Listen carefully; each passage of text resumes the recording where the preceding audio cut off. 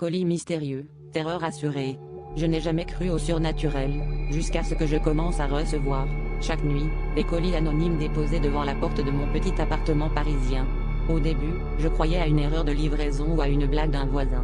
Mais hier soir, quand j'ai reconnu mon prénom, écrit à l'encre rouge sur le dernier paquet, j'ai senti un frisson remonter le long de ma colonne vertébrale. Je n'aurais jamais imaginé que la curiosité pouvait être aussi dangereuse, ni que l'ouverture de ces colis allait bouleverser ma perception de la réalité. Le premier colis contenait une photo de moi, prise de l'autre côté de ma fenêtre.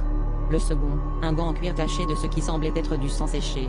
J'ai voulu appeler la police, mais il n'y avait aucune preuve concrète, rien qui ne puisse les alarmer vraiment. Chaque nuit, les colis devenaient de plus en plus personnels, un morceau de tissu arraché à mon écharpe favorite, puis une mèche de mes propres cheveux, disparue sans que je m'en rende compte.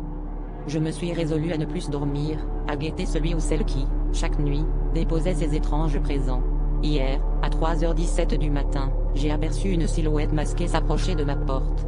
Elle ne marchait pas, elle glissait, comme suspendue à quelques centimètres au-dessus du sol. Je suis resté paralysé, trop terrifié pour bouger, alors que la silhouette déposait un dernier colis, plus volumineux que les autres, puis disparaissait dans la brume. Ce matin, j'ai ouvert le paquet d'une main tremblante.